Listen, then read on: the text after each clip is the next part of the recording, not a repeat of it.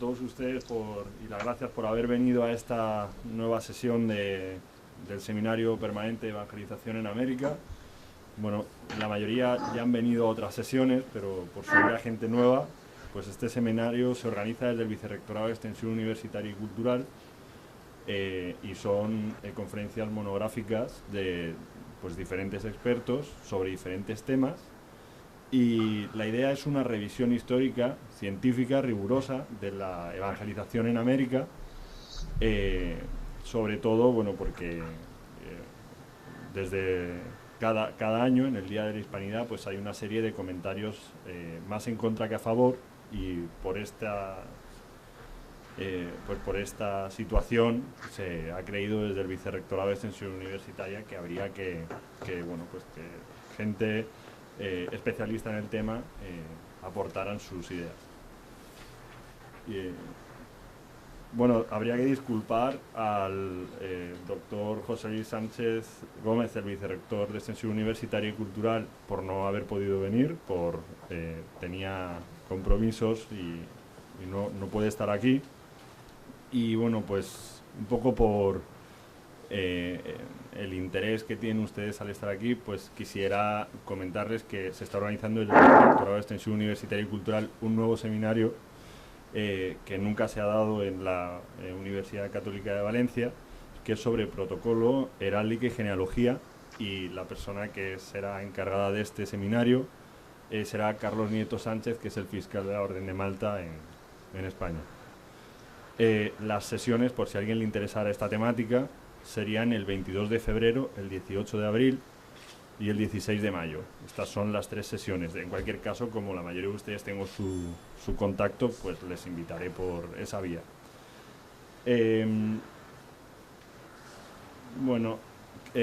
Ya para no entretenerme más, pues quisiera presentar brevemente a nuestro ponente de hoy.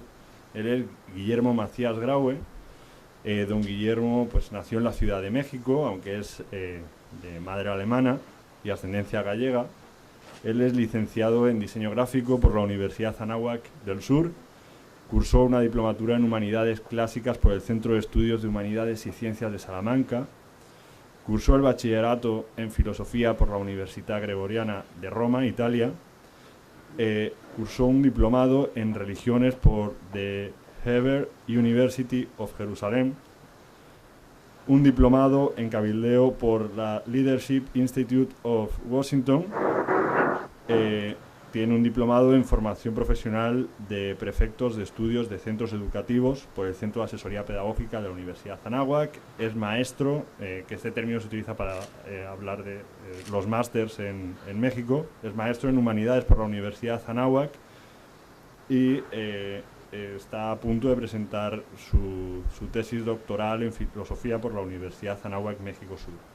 Actualmente, y para concluir, es catedrático de la asignatura Historia de Occidente en la Universidad Anáhuac, México Norte, que es la central, y es titular en la misma casa de la cátedra Juan Pablo II.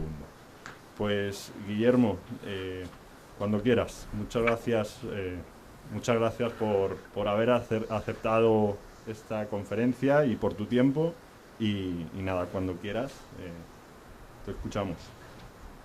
Sobre las primeras órdenes mendicantes en Nueva España. Y pues bien, vamos a tratar de tocar el tema. Ciertamente tendré que saltar algunos y la información en términos generales que se consigue es sobre todo sobre los franciscanos, aunque no fueron los únicos. Tanto el México prehispánico como podríamos llamar la España precolombina, y después hablar qué pasó durante la conquista ya como presencia evangelizadora y sobre todo, que sería el punto de la plática, después de la conquista. Ciertamente estudiar el México prehispánico puede ser muy interesante, pero te mete a un concepto, a una cultura que no responde a las estructuras occidentales con las que nos sentimos contentos porque hemos crecido en ellas. Entonces, a veces conocer el México prehispánico sí implica meternos en una especie de alteridad. Lo primero que me atrevería es decir que México prehispánico no es una unidad. Se suele presentar así como qué pasó en México antes de la llegada de los españoles, y la verdad es que pasaban muchísimas cosas porque estamos hablando de muchas culturas y de algunas civilizaciones. Culturas que todavía tienen algunas presencia en México. Obviamente las civilizaciones en cuanto tal, pues ellas se incorporaron completamente a la realidad de nuestro país. El punto principal es este. Podremos decir que hay una visión que es bastante común a la mayoría de estas culturas. Podremos decir que se divide en tres grandes grupos. Desde lo que hoy conforma el estado de Utah, en el sur de Estados Unidos, hasta el estado de Oaxaca, en el sur de México, es lo que se conoce como el grupo Uto-Azteca. Es muy parecida a la cosmovisión de los Uto-Aztecas con la cosmovisión de los Maya, pero lo que cambia ahí enormemente en el aspecto cultural es principalmente lo lingüístico, en el sentido de que los mayas son monosilábicos y el mundo uto-azteca es plurisilábico y tienden a ser lenguas aglutinantes. Hay una región pequeña en México, que es Michoacán, donde se dio la cultura purépecha. Esa sí se cuece completamente aparte. Para la plática de hoy me limitaré a tratar de explicar la cosmovisión del mundo uto-azteca, que es el mundo que va a encontrarse con el mundo, no podemos decir católico, porque todavía no llegamos a Trento, pero cristiano, o en todo caso con la Iglesia de Roma, y cómo este encuentro, que a veces se nos presenta, mencionaban antes el Día de la Hispanidad, como un choque. A mí me gusta más cómo lo manejó España oficialmente, el 500 aniversario, como el encuentro de dos culturas. Ahora bien, estamos hablando de una religión o de una cultura que obviamente tiene su propia religión, y esta religión es muy parecida en su estructura a las religiones asiáticas, que tienden a ver la divinidad como un todo mezclado con el mundo natural, y lo natural con el mundo espiritual, y lo espiritual y lo material siempre unidos. En ese sentido, van a hablar de una sola divinidad que se conoce como el Ometeotl. Teotl es Dios, Ome es dos, podríamos decir el Dios dual. Y este Dios dual, que se comprende desde las clases cultas, entiéndase la nobleza, quizá los jefes militares y particularmente el sacerdocio, entienden que existe el Ometeotl y que el Ometeotl se manifiesta de muchas maneras. Para la gente de a pie, para el pueblo de Dios, digamos, Asamblea Santa, realmente la comprensión era francamente politeísta.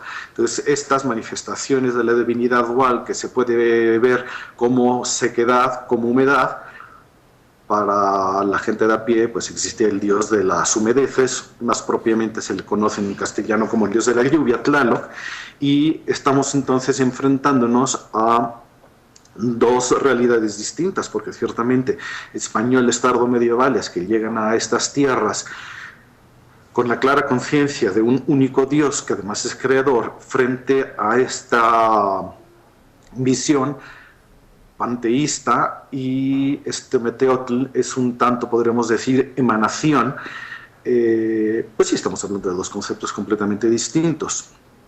Ahora bien, las divinidades, como son mezcla de lo material con lo espiritual, pues tienen la dificultad de ser entendidas en formas muy materiales.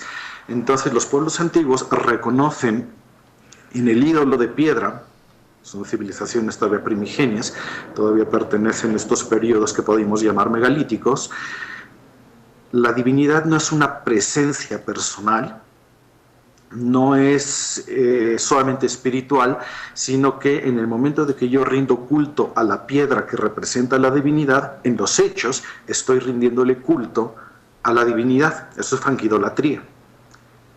Pero pues eso es lo que tenían estos pueblos, y estos pueblos tienen además la idea de que son tan materiales estas divinidades que necesitan de la ayuda material para poder subsistir. El caso más fuerte obviamente es el sacrificio humano. El término sacrificio, pues lo conocemos en todas las religiones, todas las culturas. También nosotros como católicos, pues tenemos nuestro sacrificio.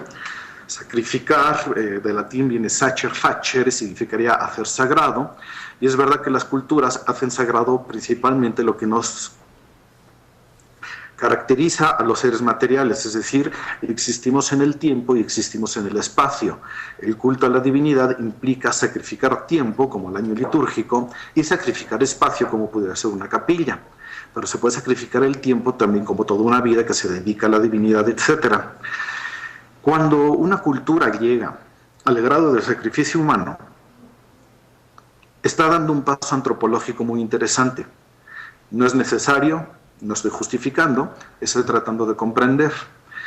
El sacrificio humano implica un reconocimiento que tenía más o menos el pueblo antiguo, que son como 3 estadios: la divinidad, que vive arriba, nosotros los hombres, que estamos en este plano material, y por debajo está el mundo de los muertos.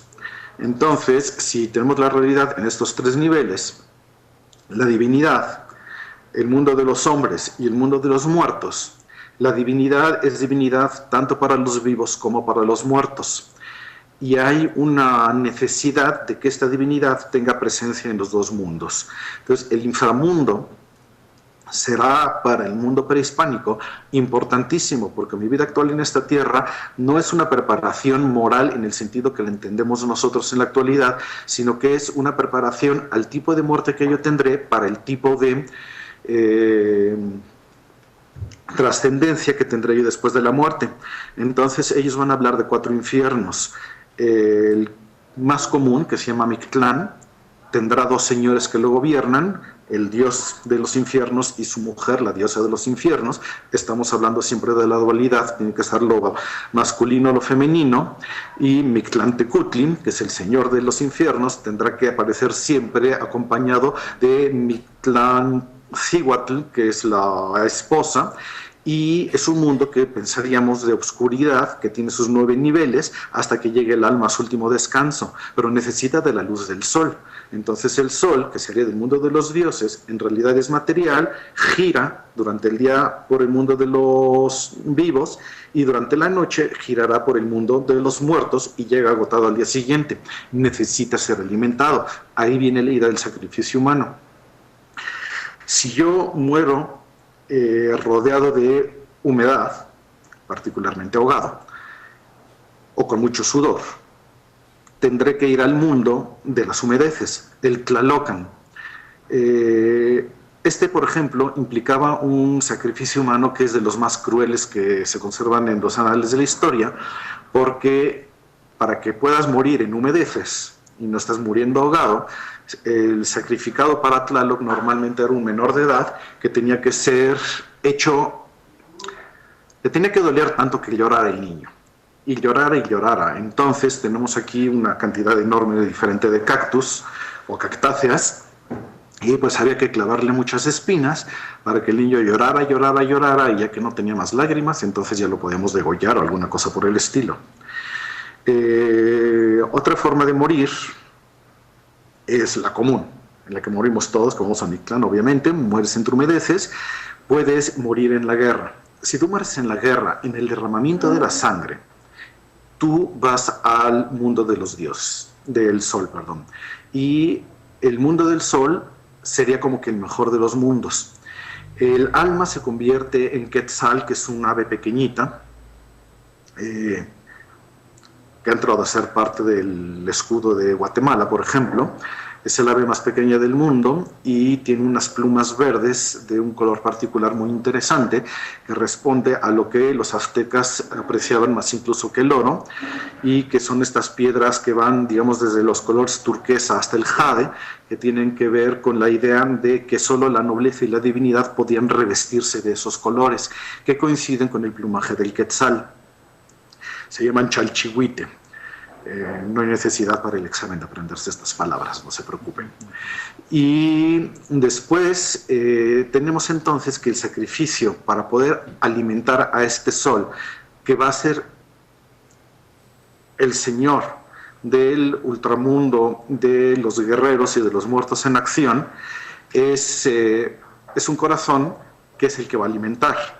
Se van a este cielo los que murieron en batalla, los que murieron en el sacrificio o las mujeres que murieron de parto, porque en principio también hay mucho derrame de sangre.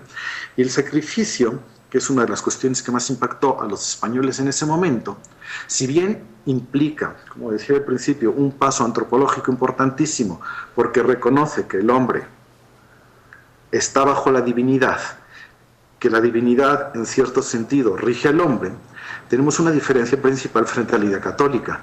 El hombre que busca la divinidad, podríamos decir que se merece por sus actos y por la gracia de Dios el estar después de la muerte, no en un inframundo que desconocemos, sino en presencia de la divinidad.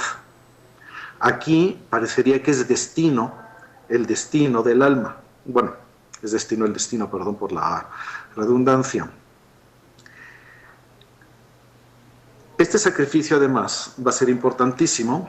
Les traigo aquí una imagen, es más o menos clara. Este es un cuchillo, obviamente no es original, es una réplica de lo que hubiera sido un cuchillo prehispánico del sacrificio humano.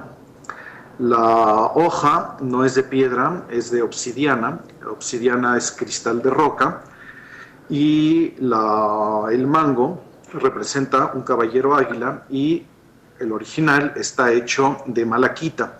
La malaquita es muy rara en México, de hecho viene desde Chile, lo cual implicaría que hubo algún contacto ya de comercio desde tan lejos. Lo que en México sí abunda es el jade.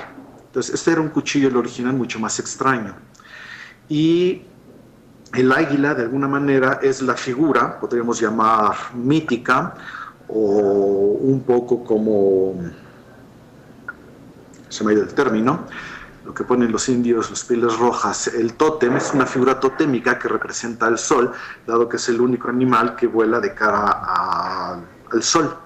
Entonces la idea era poder tomar este cuchillo y al que iba a morir se le ponía sobre un túmulo de piedra, más o menos como un tambor alto, tan alto como una mesa. Ahí se ponía la espalda del que iba a ser sacrificado, 4 sacerdotes le extendían las piernas y el sacerdote principal hundía esto con toda la fuerza posible, justo abajo del tórax, donde tenemos este hueso tan duro, el esternón, y donde termina el esternón, entra completamente el cuchillo, se detiene en la columna, se le puede dar este giro, y si ustedes ven, perdón que sea tan bruto o tan explícito para darlo, prácticamente es del tamaño de una mano. Quiere decir que esta herida, una vez abierta, el sacerdote podía meter la mano y tomar, digamos, en esta parte las arterias para jalar el corazón, y todavía palpitante es lo que se ofrece a la divinidad. Este corazón que se ofrece a la divinidad sobre una piedra determinada, pues obviamente muere el sacrificado, se va al cielo de los colibríes, y pues era una cuestión que tenían ellos muy clara. Cuando íbamos a la guerra, pues hoy si matas a muchos enemigos no te consideran un asesino, te consideran un héroe y te cuelgan una medalla. Para los aztecas la idea no era cuántos enemigos he matado, sino cuántos prisioneros he traído, porque todo prisionero que yo traigo en el fondo es un corazón que voy a poder ofrecer al Dios. Y para el azteca era altamente moral, porque era como una responsabilidad el poder darle al sol un corazón, porque si yo no alimento al sol, que es mi responsabilidad, el sol deja de salir, y no deja de salir para mí, deja de salir para todos. En ese sentido, los aztecas se sienten hijos del sol, pero también garantes del sol, y somos garantes del sol para todo el universo mundo. Entonces, ese es más o menos el concepto que ellos tenían de la vida, de la religión, y justificaban de esa manera el ser tan belicosos.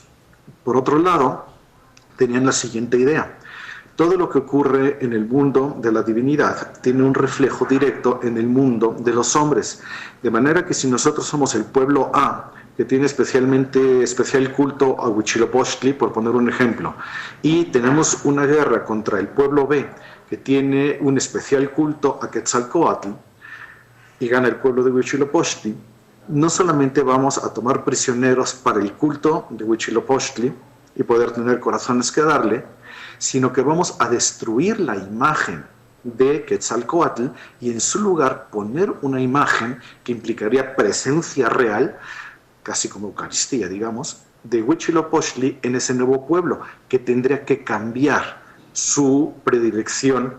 No está cambiando de religión, pero estaba cambiando de cuál es la divinidad a la que yo le dedico mayor empeño. Como podríamos decir, es el culto de los santos entre nosotros.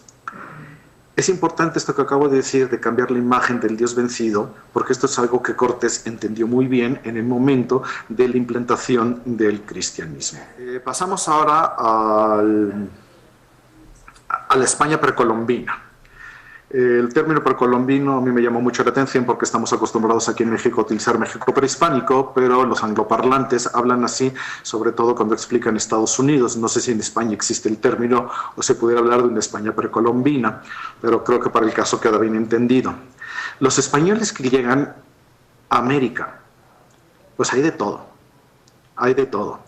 Hay que entender que la sociedad de Cortés es tardo medieval. Es verdad que España está entrando al mundo del Renacimiento, pero también es verdad que las culturas pues, no cambian por decreto y no cambian de la noche a la mañana. Y de manera que si tenemos mucha gente que es muy conservadora y muy liberal dentro de la misma cultura, pues sí, se van a veces como que traslapando. La figura de Cortés es interesantísima y creo que de Cortés sí podemos hablar como de un verdadero hombre del Renacimiento, pero no así de todas las huestes que vinieron con él. Había gente letrada entre él, gente que dejó interesantísimas crónicas, particularmente Bernal Díaz del Castillo, pero también está Gómara, etc. Era gente que sabía escribir, eso ya era una ventaja. Pero también es cierto que viniendo de una España que estaba con la idea de la Reconquista, independientemente de que el término sea moderno, desde hacía pues al menos 300 años, si tomamos la figura de San Fernando como el principal motor y con el que ya la Reconquista no tiene marcha para atrás en la historia de España. Ahora bien, ¿qué hacía un chico español de esa época? Pues como que no tenía muchas opciones. En principio, o se dedicaba a lo que se dedicaba su padre, independientemente del estadio que le correspondiera, fuera feudal, fuera del campo, fuera noble, o se dedicaba a servir a Dios en la iglesia, y servir a Dios era o lo sirvo con las armas o sirvo a Dios directamente en la vida consagrada. Pero en todo caso, un chico español medieval, tardo medieval en todo caso, de ese momento, tiene claro que se es cristiano y que hemos estado en lucha constante de la Reconquista en contra del Islam. 1492 es el parteaguas de la historia, y no diré yo de España, creo que es del universo mundo. En 1492 ocurre todo. Es la conquista de Granada, en primer lugar. Después tenemos la elección de un papa que, independientemente de la leyenda negra, en cuanto papa, fue un buen papa. Me refiero a Alejandro Borja. Tenemos también el descubrimiento de América. Y tenemos también que se nos queda claro que el castellano sí es lengua, porque es la obra de Nebrija también de esa época. Año muy importante, 1492. El descubrimiento de América, yo creo que para la época fue como un confirmar, no lo hemos estado haciendo mal.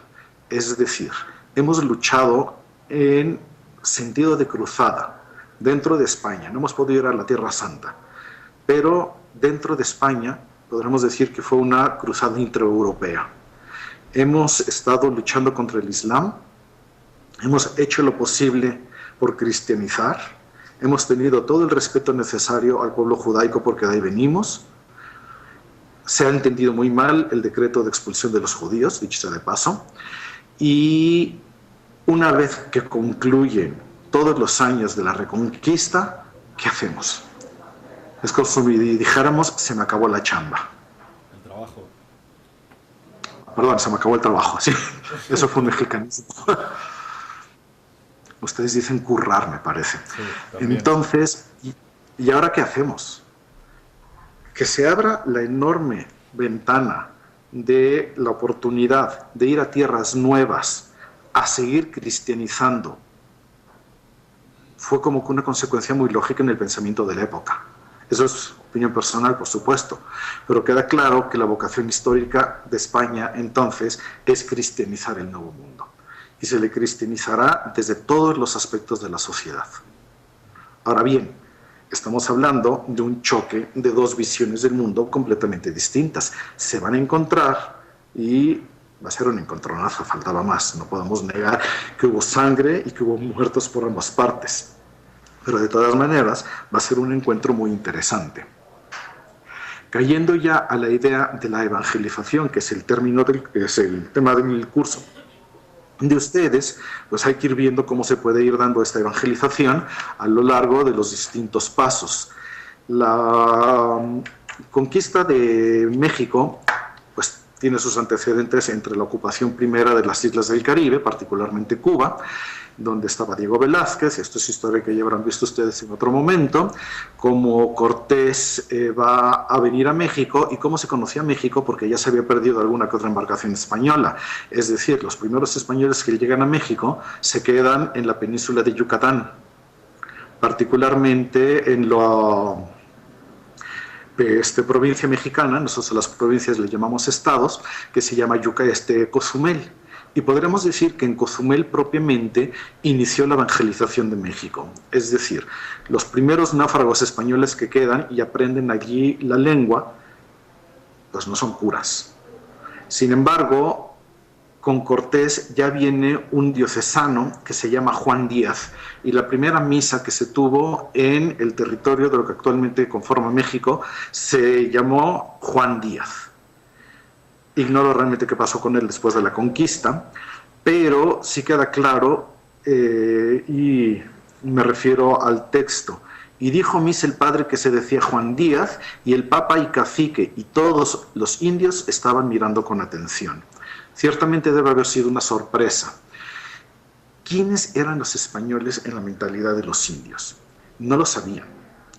Racialmente, el mexicano normal tiende a ser lampiño, tiende no a ser calvo como un servidor y amigo, pero la faz y el pecho tienden a ser lampiños, la piel es más bien morena, morena como los moros que quedaron en España. Había en México la circuncisión, cosa que el mundo católico español no tenía, por lo tanto creyeron en algún momento dado algunos españoles que hubiera pasado ya el mundo judaico por la zona, no tiene nada que ver obviamente, y sí había leyendas que nadie ha sabido realmente cómo entender, particularmente de un dios bueno, Quetzalcóatl, que en el mundo maya se va a llamar Kukulcán, y que parece o parecería que pudiera haber sido algún europeo perdido. La leyenda en Irlanda habla de Saint Brandon. Brandon, un hombre que hubiera tomado una barca y en su deseo de evangelizar más allá de donde había llegado, desde Irlanda había tomado esta barca y se lanzó a ver a dónde llegaba y por supuesto nunca regresó a Irlanda. La National Geographic hizo un experimento muy curioso en los años 80 para ver si era factible que este viaje hubiera sido hecho y curiosamente se logró. Entonces una barca equivalente a las que pudo haber utilizado Brandon, que llegó hasta las costas de Labrador, y esa barca se exhibe actualmente en un museo en Cork, en el sur de Irlanda. En caso de ser verdad, han querido hacer que Brandon se convierta en un hombre que hubiera viajado durante muchos años desde el Canadá hasta Yucatán, tratando de dejar de alguna manera semillas del verbo dentro de las religiones prehispánicas, que tenían algunas coincidencias, como por ejemplo había una parte del culto donde se hacían figuras de amaranto. El amaranto es una semilla en México que se mezcla con miel y da una especie de dulce, de postre que comemos mucho en México, que se llama alegría, y esas figuritas del dios Quetzalcóatl las consumía el pueblo. Esto es distinto que consumir el cadáver del señor que hemos sacrificado con el cuchillo que le demostré. El cadáver se consumía. En México existía antropofagia. Cada vez que encontramos antropofagia es siempre una comida cultural, no es cuestión de que hoy no tengo ganas de tomar cerdo y pido pierna de hombre, pero la antropofagia existía. y el hecho de comer el sacrificado que ha alimentado a la divinidad era importante. En el caso de Quetzalcóatl no se come sacrificado, se come la imagen de la divinidad. Pienses esto de cara a la Eucaristía en el momento de que pudo cuajar bien la evangelización en ciertas figuras. Este señor que en el centro del país, en Teotihuacán particularmente, que es donde proviene este cuchillo, se llamó Quetzalcóatl, la serpiente emplumada, que es una figura de dragón y que, como todos los dragones de las religiones antiguas, sería unir los 4 elementos de la naturaleza.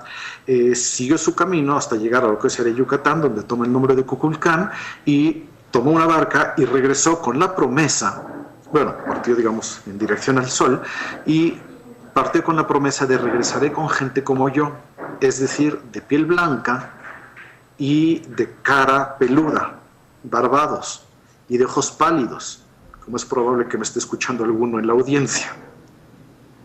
La idea de que vendrán por la mar salada hombres o dioses blancos y barbados estaba muy metida en el pueblo prehispánico.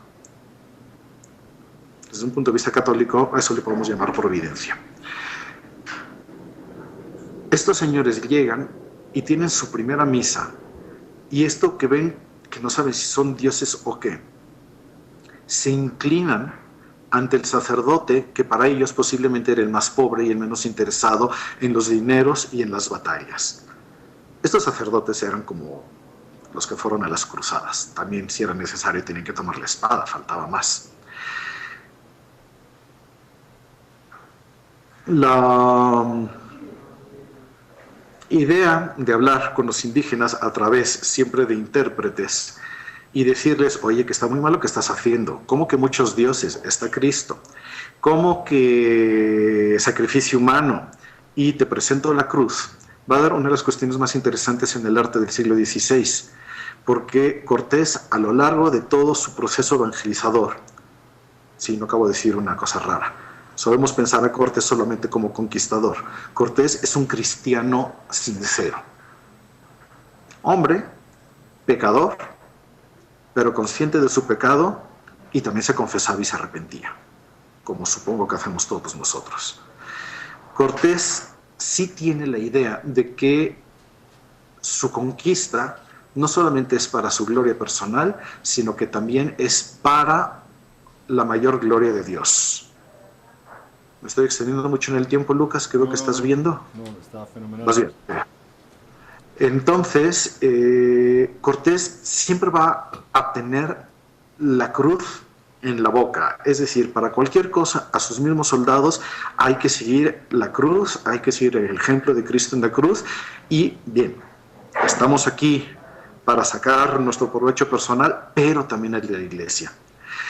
Creo que son de las historias, me gusta Madariaga, que hay que aprender a leer. A mí me tocó la suerte, buena o mala, de vivir en Alemania el año del 500 aniversario. Y era impactante lo que se decía por la televisión alemana. La cantidad de libros. Tengo por ahí un librito que se llama Un Gott und Gold, por Dios y por dinero. Ciertamente eran las dos cosas. Faltaba más, todos buscamos de qué vivir en esta vida. Pero Cortés no se olvida de Dios. Cortés no está centrado en el dinero. Y no está centrado en la destrucción de los indígenas. Sí busca su conversión. El problema es que yo te digo, dile no al sacrificio humano, voltea a ver a Cristo en la cruz, que es, Dios mío, un sacrificio humano. Entonces las cruces que terminarán pintando aquí los primeros misioneros son cruces en piedra, con los símbolos de la pasión en el tronco, pero que no tienen a Cristo completo, tienen solo el rostro de Cristo, para quitar la idea del sacrificio humano y poder convertirlo después a la Eucaristía. Eran métodos arriesgados los que podía emplear Cortés, y los vemos, pero muy parecidos a los que pudo haber utilizado San Willibrord en Alemania. Recuerdan ustedes que él destruye el árbol de los sajones, el Jerdmannstuhl, y pues simplemente le dice a los buenos sajones, el que esté de acuerdo en bautizarse, que pase aquí con el padre Pepe, y el que no esté de acuerdo en bautizarse, que pase aquí con el verdugo Juan. Al final del día, La evangelización se dio, no es el método más recomendado. Cortés viene un poco con esa idea, sí, también es verdad. Ahora bien, ¿qué puede seguir entonces a Cozumel, que todavía no empieza propiamente la conquista de Cortés? Cortés viene de Cuba y se encuentra con estos náufragos, tiene la primera misa, encuentra a un hombre que sabe maya y encuentra que le han enviado de regalo a una chica que sabe maya y sabe náhuatl, que ha pasado a la historia como la Malinche. Cortés ya tiene forma de comunicarse con quienes quiere conquistar y de quienes se ha enterado a partir de su primer contacto con el mundo maya.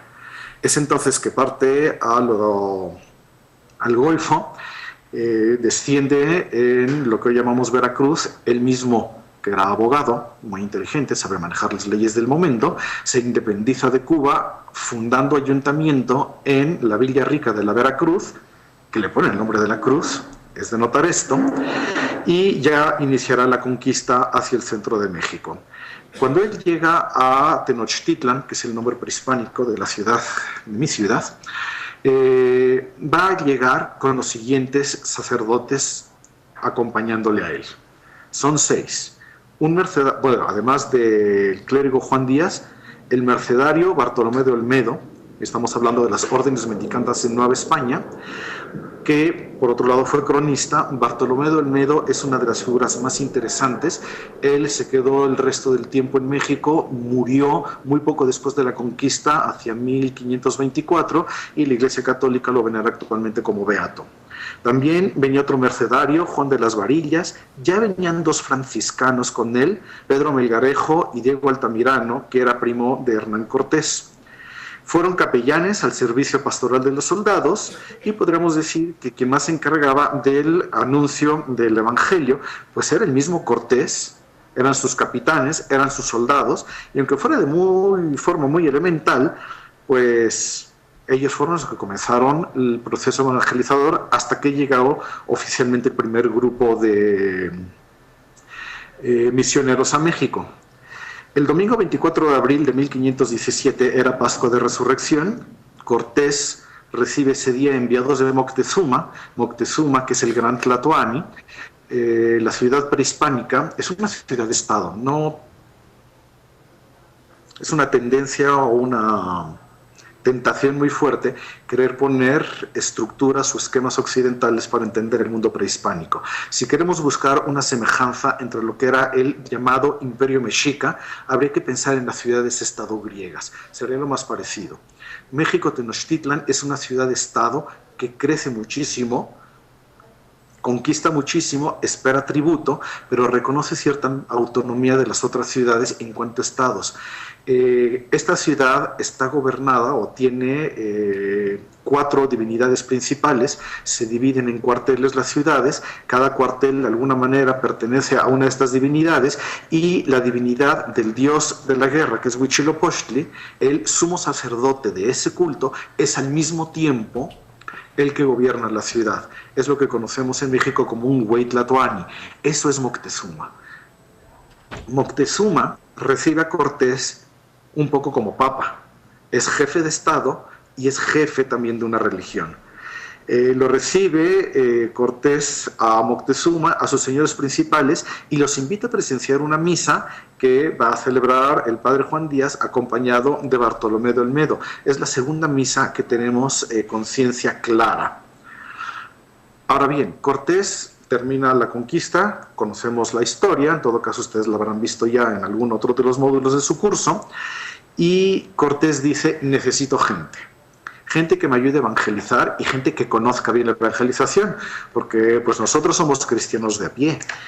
Cortés posiblemente era el más culto de todos los que venían con él, si quitamos a los mercenarios, etcétera, que venían con él, que ya vimos eran muy pocos, eran solo 5. Y pues si se trata de evangelizar un terreno que no sé México respecto a España de qué tamaño es, pero la Nueva España abarcó hasta la mitad de Estados Unidos y toda América Central, pues es como 8 veces España. Se necesitaba ayuda. y gente que realmente supiera y sobre todo que pudiera repartir los sacramentos, cosa que los laicos en términos generales no hacemos. Cortés decide entonces llamar religiosos para la evangelización de estos nuevos pueblos, y en la cuarta relación, que es del 15 de octubre de 1524, estamos ya hablando después de la conquista, una vez concluida la conquista, que se da el día de San Hipólito, el 13 de agosto de 1521, va a pedir a don Carlos V de Alemania, o primero de España, solemos aquí en México hablar de Carlos V, que envíe religiosos, y específicamente le dice, no me envíes seculares, porque el clero secular es un desastre, le gusta la pompa, le gusta el formalismo, luego quieren llegar a obispos, luego tienen hijos y les quieren heredar las cuestiones. Eso nada más un mensaje de que sí había necesidad de reforma en la Iglesia Católica, y abiertamente le pide gente de la Orden de San Francisco. Y leo el texto directo de la cuarta carta.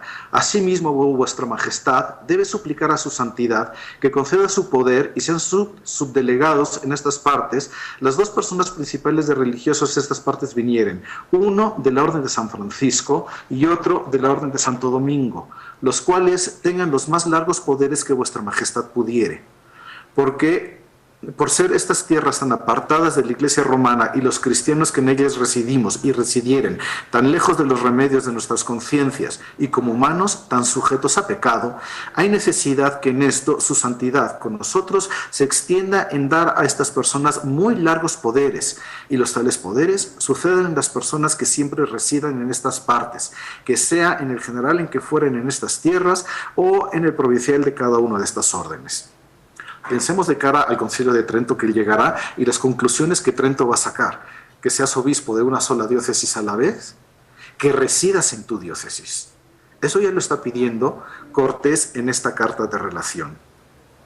Y pues bien, ¿por qué le gustaban los franciscanos?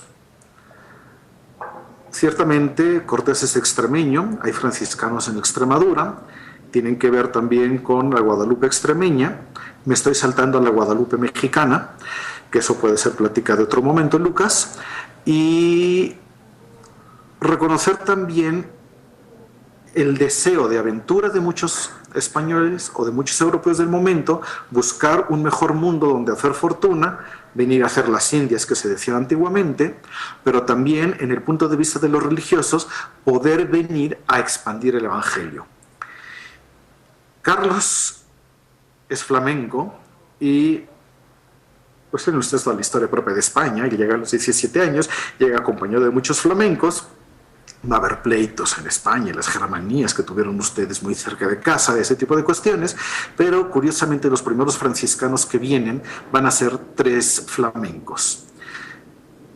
Sus nombres, que lograron pedir permiso para venir a América en 1523 con permiso directo de Carlos V y sin permiso específico del Papa o misión por el Papa, fueron Fray Juan de Tecton, que realmente se llamaba Johann de Cars. Él era guardián del convento franciscano de Gante. Fray Juan de Ahora, que se le escribe A-O sin H en medio. Fray Juan de Ahora, que en realidad se llamaba Johann van der Overa. Y un hermano lego importantísimo para la historia de México, Fray Pedro de Gante. Era Peter van der Möhre, que se cree que era pariente de Carlos V. Se ha mencionado mucho de que si había sido hijo natural de de Felipe el Hermoso, o porque eran parientes, pero son los 3 primeros franciscanos que llegan antes de la misión de los famosos 12, pero digamos que no hubieran muerto ninguno de los 5 mencionados primero. Le sumamos 3 y ya tenemos 8 religiosos, aunque alguno sea diocesano. Sobre todo Pedro de Gante va a conocer las lenguas. Era muy importante para ellos el poder comunicar la palabra en el idioma de ellos. Y es interesantísimo lo que va a ocurrir en México. El Concilio de Trento, obviamente era importante para la Iglesia, pero va a romper mucho del espíritu misional que existió. Desde 1523, que llegan estos primeros franciscanos, hasta 1571, que llegan los primeros jesuitas a México, en 1570 que llegan a Cuzco, a Lima, perdón, y vienen prácticamente con la misión de aplicar Trento. Los misioneros que vinieron antes encontraron una una tierra deseosa de conversión, podemos decirlo de la mejor de las maneras, no tabula rasa, porque pues existían también las otras culturas, pero estos primeros misioneros sí hicieron un ejercicio interesantísimo de inculturación. Digamos que lo que el Vaticano II nos ha mencionado mucho, de respetar los semina Christi que existen en las demás religiones, y que es a partir de estos semina Christi que podemos llegar a un diálogo o ecuménico, obviamente, pero sobre todo interreligioso. Podríamos decir que tanto en el caso de la Virgen de Guadalupe como en el ejercicio de estos primeros misioneros se dio. Y se dieron figuras que son interesantísimas y que se pierden en 1575, como el hecho de que los indígenas estaban acostumbrados al culto religioso bajo cielo, mientras que los españoles ya venían con la imagen del templo. Casi todos los templos del siglo XVI, sean franciscanos, dominicos o agustinos, tienen unos atrios inmensos y tienen unas capillas que se llaman abiertas, es decir, en la fachada se ponía una capilla para toda la gente indígena que estaba escuchando, siguiendo la misa, la predicación, aprendiendo el catecismo en ese atrio, mientras que los españoles sí entraban a recibir la misa dentro del templo. Entonces, todo esto, gente como particularmente Peter van der Meuren, que conocemos como Pedro de Gante, fueron los primeros en entender. Cortés entendió muy bien a los aztecas y por eso los conquistó.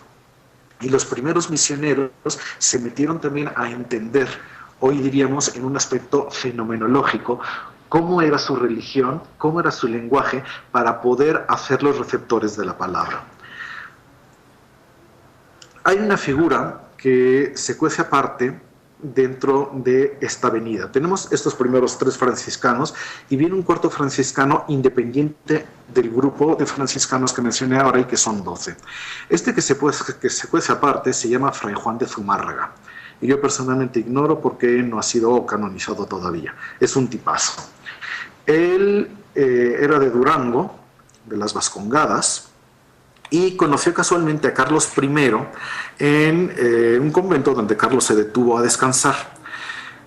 Ciertamente la iglesia necesitaba reforma, muchas de las órdenes necesitaban reforma, y en España ya había dentro del grupo franciscano un deseo de reforma que volviera a lo prístino de la congregación, a la vivencia de la pobreza como nos la habría presentado San Francisco, y Zumárraga ya pertenecía a esta nueva corriente. Es una corriente que no se exenta del pensamiento humanista, es una corriente que en su forma de pensar se parece muchísimo a Erasmo y que tampoco era ajena al pensamiento de Tomás Moro. Es una corriente que después va a tener en un laico interesantísimo de nuestro país, bueno, perdón, de tu país y también del mío, que es don Vasco de Quiroga, que llegó aquí como laico y que después fue nombrado obispo directamente desde su laicidad y que también quiso aplicar en México las ideas de la utopía de Tomás Moro.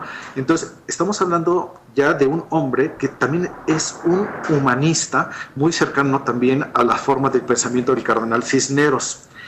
Él, Zumárraga, va a llegar a México en 1528, después de haber tenido este contacto casual con el emperador. El emperador, cuando lo conoció, le cayó muy bien y dijo: venga, te doy un gran donativo, y el otro dijo: de ninguna manera. Carlos V le dijo: que soy emperador, no te estoy preguntando, te estoy informando, ahí te ve el donativo. ¿Qué hace un franciscano con un donativo? Lo que hace un franciscano, inmediatamente lo repartió entre los pobres. Ese era Francisco, ese era Zumárraga, Fray Juan de Zumárraga. Tampoco quería ser obispo. Lo nombran obispo, pero lo mandan nombrado obispo.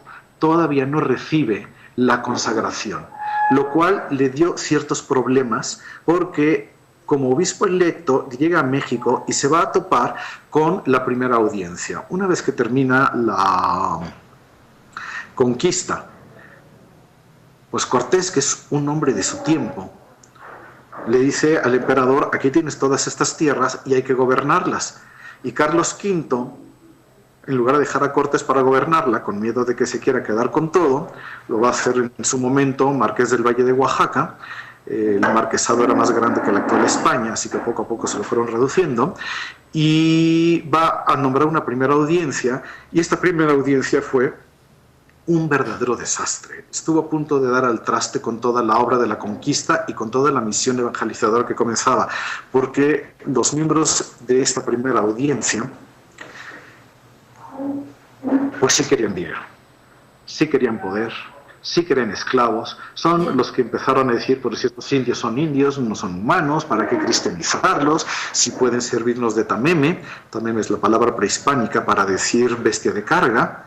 Una de las grandes cosas que hizo Zumárraga, aunque parezca tontería, fue traer burros a América para suplir ese trabajo de tamemes. Ese tipo de cuestiones. Estamos hablando, así a veces nos cuesta trabajo imaginarnos. Bueno, dado que venía Zumárraga dispuesto a evangelizar y a tratar bien y a quitar a estos señores que eran verdaderos corruptos poder, pues amenazaron con matarle.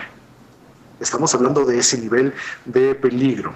Zumárraga pues no tuvo más remedio que tomar el poder que le otorgaba su fuerza y los puso en entredicho. Y estuvo a punto de poner en entredicho a la ciudad. El entredicho era una fuerza potentísima que tenía la Iglesia en la Edad Media. Todavía funciona para Zumárraga. Don Carlos V va a mandar una segunda audiencia. En esta audiencia venía don Vasco de Quiroga, por cierto, y van a venir prácticamente a analizar también a Zumárraga. Y van a pedir que Zumárraga vaya a España.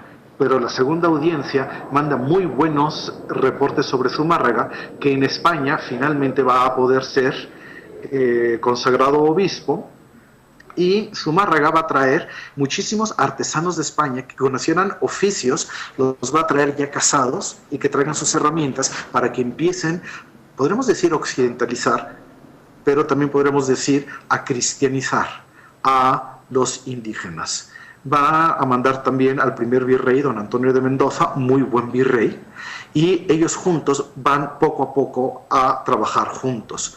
Zumárraga va a tener grandes avances, como la idea de dar educación a los indígenas en el celebrísimo Colegio de Santa Cruz de Tlatelolco, solamente para muchachos indios. También va a promover ante el Concilio de Trento, en su momento, la fundación de la Universidad de México, que se va a establecer en 1551. Presumimos en México de ser la universidad más antigua del mundo, en Perú también lo presumen. El problema está en que el permiso lo recibió primero México, pero en los hechos se fundó primero la de Perú. Por eso tenemos ese pleito, pero bueno. Y también va a tener y manejar lo propio de su época. Hoy hablamos de México-España gracias a unos instrumentos impactantes. El instrumento de la época se llamaba imprenta. Y si la reforma luterana tuvo éxito por la imprenta, la implantación de la evangelización en México también tuvo éxito por la imprenta. Y fue Zumárraga también quien mandó poner la primera imprenta. Hasta 1546 Zumárraga va a ser nombrado arzobispo, con lo cual viene a ser el metropolitano de México y van a ser sufragáneas suyas las otras diócesis que ya existen en ese momento: Tlaxcala, Michoacán, Oaxaca, Guatemala y Chiapas. Murió en abril de 1548, el 3 de junio de 1548, ya de 80 años. Ahora, tenemos presencia franciscana. Él es el obispo que le toca también el milagro guadalupano. Cortés, dijimos, había pedido franciscanos. Entonces, son peticiones distintas. Carlos V decide mandar a Zumárraga como obispo. No es el primer obispo, primero había enviado al de Yucatán o a la llamada diócesis Carolina, ya hablaremos después de él, y manda a Zumárraga como obispo. Pero también va a buscar que llegue un grupo de obispos, de estos que estaban de acuerdo con la reforma franciscana, que fundaron lo que se llamaba la Insulana. Van a venir encabezados por un señor que se llama Fray Martín de Valencia. Adivinen ustedes que me escuchan por qué. Y van a llegar 12 primeros frailes en el año de 1524, si no me traiciona la memoria y no encuentro aquí directamente el dato. Estos 12 misioneros se llamaban de la siguiente manera: Fray Martín de Valencia primero, Fray Francisco de Soto, Fray Martín de Jesús o Fray Martín de la Coruña, Fray Juan Suárez, Fray Antonio de Ciudad Rodrigo, Fray Toribio de Benavente, que es otra de las grandísimas figuras. Él es de los grandes representantes del espíritu franciscano, sobre todo la vivencia de la pobreza, como la pedía Francisco, tanto que impactó a los indios, particularmente a los del rumbo Purépecha, y ellos le dieron el apodo, el mote, como el sobrenombre de Motolinía. Motolinía significa nuestro padre pobre. Eso impresionó muchísimo. No buscaban dineros, no buscaban oro, piedras, etc.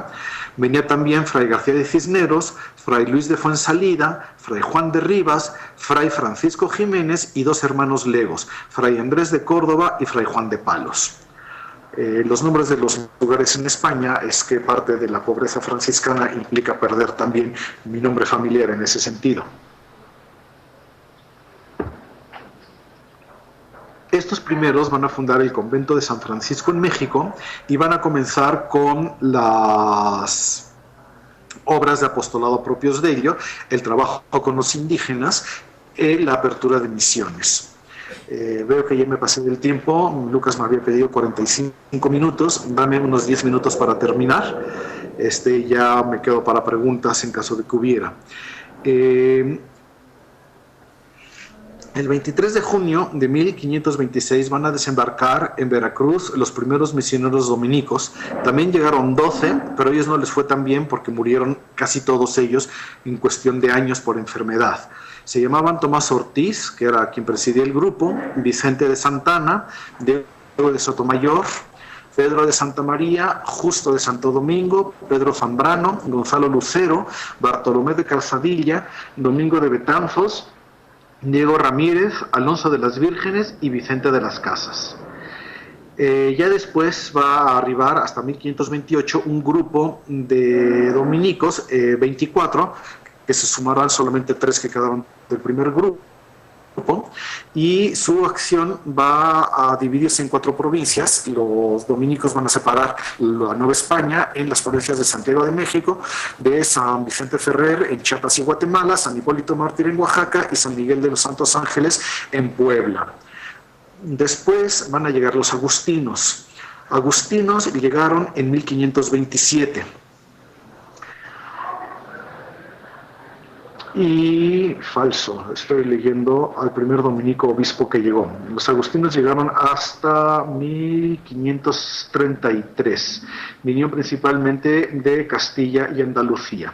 Ahora bien, ¿qué va a pasar con la Nueva España y con todos estos que llegaron? Obviamente en las ciudades, en ese momento existen pocas ciudades, son todas de fundación muy nueva, podemos imaginarlos en construcción, los indígenas ya ayudando a la construcción, dando el trabajo. Pasa algo parecido en Castilla. Lo que es mudéjar es el arte que construyen los cristianos al servicio de los árabes y lo pagan como tributo. Aquí en México, tributo, bueno, en náhuatl se dice tequitqui.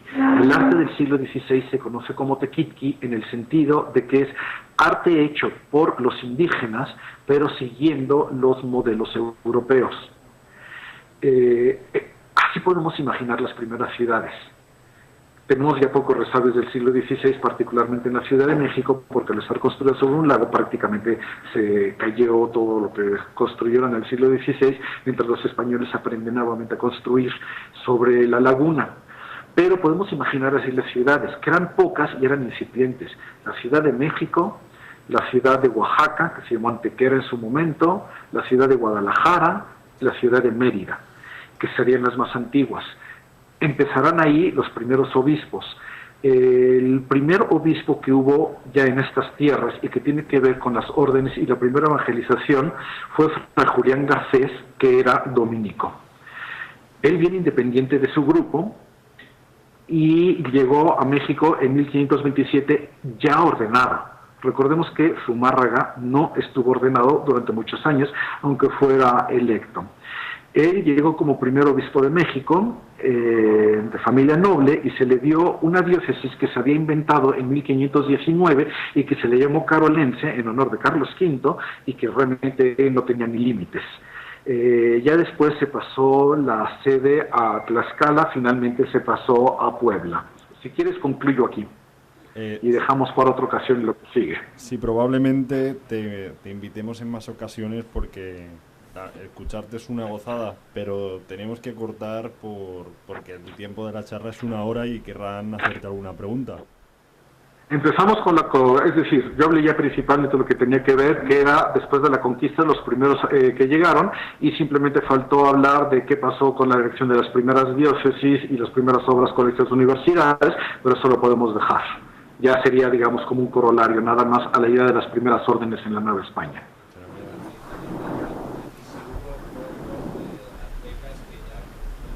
Me pregunta Federico, que lo conociste antes, que cómo puede ser que tan pocos sacerdotes hicieran una labor tan grande y si es que muy pronto indígenas fueron ordenados sacerdotes. Bueno, la pregunta es muy buena y la respuesta es, la contesto desde la fe. Le echaco la culpa, por llamarlo de alguna manera, a la principal misionera de estas tierras, que es la Virgen de Guadalupe. Es decir, la aparición de Guadalupe se da en 1531. Para 1531 debe haber habido unos 40 misioneros en México. Entonces, ciertamente el proceso de evangelización comienza directamente en Ciudad de México, Vintorni y alrededores, y en Tlaxcala. Los tlaxcaltecas fueron la principal ayuda de Cortés para conquistar. Entonces, las primeras conversiones realmente vinieron por el mundo tlaxcalteca. Una vez que se termina la conquista de Tenochtitlan, recordemos que está la idea de que cuando el dios A vence sobre el dios B es destruida su imagen y es ocupada por el dios A.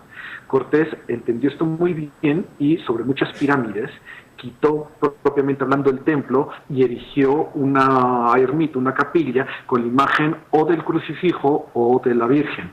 Entonces ya había dentro de la cosmovisión prehispánica la idea de una nueva divinidad que ha vencido a la anterior y pues medio nos cambiamos. Ahora, una cuestión es que yo me cambié convencido y otra porque no me queda más remedio.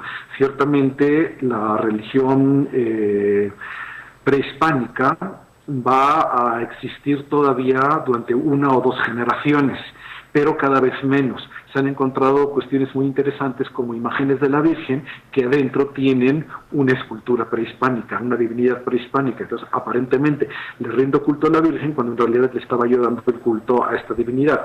Obviamente se dieron casos de esos, pero sigue siendo asombroso que en tan pocos años, prácticamente en una generación, se haya dado la conversión. Guadalupe, en la mentalidad española, es una virgen del Apocalipsis, una mujer vestida de sol con la luna bajo sus pies. Se refiere a la visión de San Juan en Patmos, y los españoles la recibieron muy bien y casi vestida como la Inmaculada Concepción, que es la principal advocación española de ese momento. En el caso del mundo prehispánico, Guadalupe puede ser leída como un códice. Y ese códice podríamos decir que reúne en cierto sentido los Semina Christi. No es propiamente hablando una imagen del Ometeo que mencioné al inicio, pero sí podríamos decir que encierra en sí mismo aquellos aspectos de la religión que pudieran ser adaptables o aceptados por los cristianos en ese momento. Entonces Guadalupe viene leída como la madre de todos los dioses, Tonantzin, que nos viene a presentar, porque está embarazada, nos viene a presentar a un nuevo dios. En la cosmovisión prehispánica había 6 puntos cardinales: norte, sur, este, oeste, obviamente, y el arriba y el abajo, que vienen a representar la conexión entre el mundo de los dioses y el inframundo. En ese lugar, los aztecas creían que donde se reúnen los 6 puntos, es como ombligo del mundo, es la Ciudad de México, donde había caído derrotada la luna por el sol. Eso significa etimológicamente México. Metlxicocó significa en el ombligo de la luna.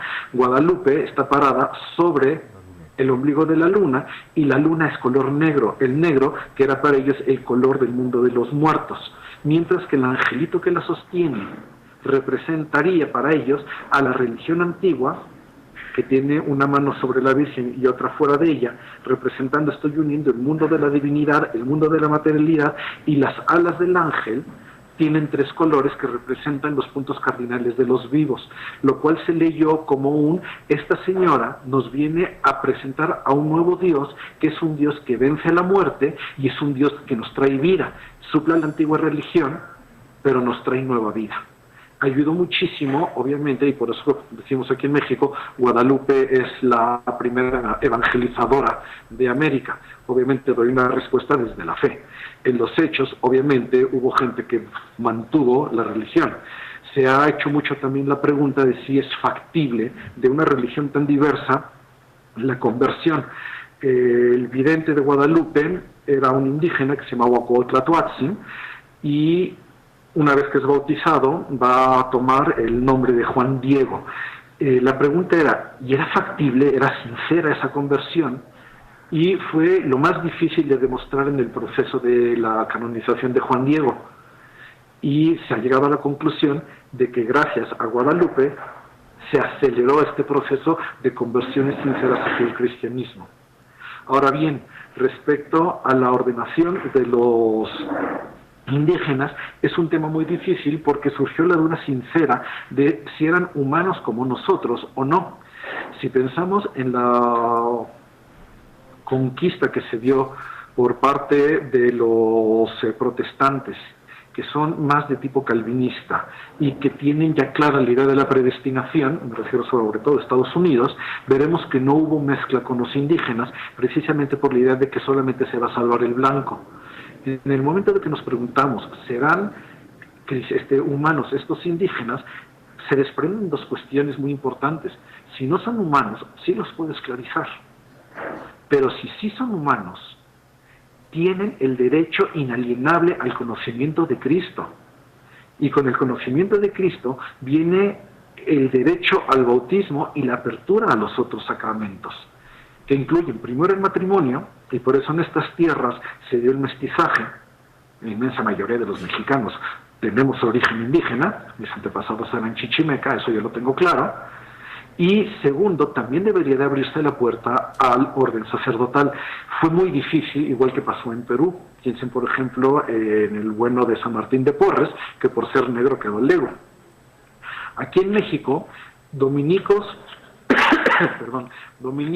y franciscanos se tardaron muchísimo. Los primeros que aceptaron clero local fueron los agustinos. Y sí, hubo clero local al principio, aunque ya después, por el sistema de castas que se implantó en la Nueva España, los indígenas, como que se les fue cerrada la puerta al episcopado. Entonces prácticamente todos los obispos de la Nueva España o son españoles peninsulares o son criollos, que es como le llamamos aquí a los hijos de europeos nacidos en esta tierra. ¿Hay alguna otra pregunta? Sí. Quería saber, yo hace 20 años leí un libro titulado El Dios de la lluvia.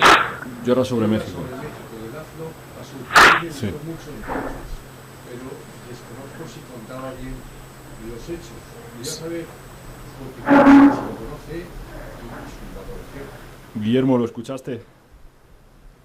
Muy por encima, me preguntó algo sobre un libro que se llama El Dios de la lluvia, Sí. Llora sobre México, y que le gustaría saber si está bien contado. Eso es. Y después lo que sí yo no lo oí. Sí, lo leyó hace tiempo y quería saber tu opinión si es riguroso o no. Bueno, como todos sabemos, la ignorancia es atrevida. Y hoy yo soy su representante. O sea, no lo he leído. Tengo el volumen en casa, lo tengo en alemán, de Regen Gott weint über México. Lo compré cuando viví en Alemania, pero nunca lo leí, entonces perdón que no puedo contestar a la pregunta. Y entonces te agradezco doblemente tu tiempo y es un placer escucharte de nuevo. Entonces, no sé, un aplauso, ¿no?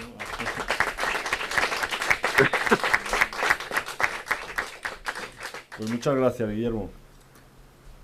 No, yo lo agradezco a ustedes y ojalá podamos vernos, aunque sea por este medio, en otra ocasión. Un abrazo muy fuerte, Guillermo.